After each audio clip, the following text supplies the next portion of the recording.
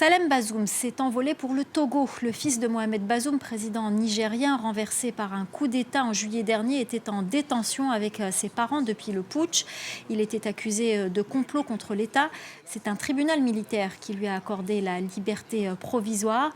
Cette décision de justice pourrait-elle annoncer la libération de l'ancien président Mohamed Bazoum? Décryptage de Stéphane Ballon, notre rédacteur en chef. Il est entendu aujourd'hui que la libération de Bazoum est une condition nécessaire pour sortir de cette espèce d'impasse dans laquelle on se retrouve depuis plusieurs mois, d'impasse mais de crise politique aussi, qui divise le Niger et au-delà du Niger, toute la sous-région ouest-africaine. Il y a une volonté de la part de cette junte-là d'aller dans le sens d'une décrispation de la situation. Enfin, pour comprendre ce qui se joue, il faut revenir un peu dans le contexte régional. 10 décembre à Abuja, les chefs d'État de la CEDEAO reconnaissent pour la première fois, même si c'est en des termes diplomatiques, très diplomatiques, ils prennent acte du coup d'État, du renversement de Mohamed Bazoum. Et pour la première fois, là aussi en des termes très diplomatiques, renoncent à la menace d'une intervention militaire. Ce faisant, on crée là une condition pour des discussions, disons, plus apaisées.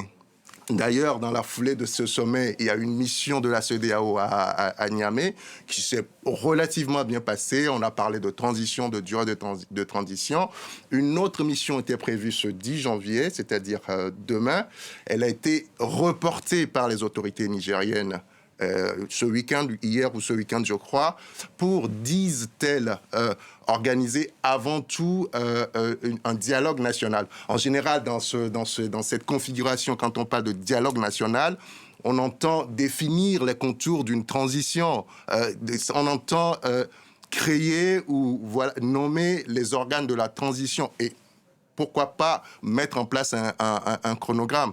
Ici, ce qui se joue, c'est obtenir en contrepartie un assouplissement des sanctions de la CEDEAO. On est quand même passé d'une position très ferme avec une exigence de retour à l'ordre constitutionnel, avec une menace d'intervention militaire, à une position, disons, plus conciliante avec la nomination d'un comité de chefs d'État composé de 3 chefs d'État, le président du Togo en tête, celui du Bénin, mais aussi celui de le Sierra Leone.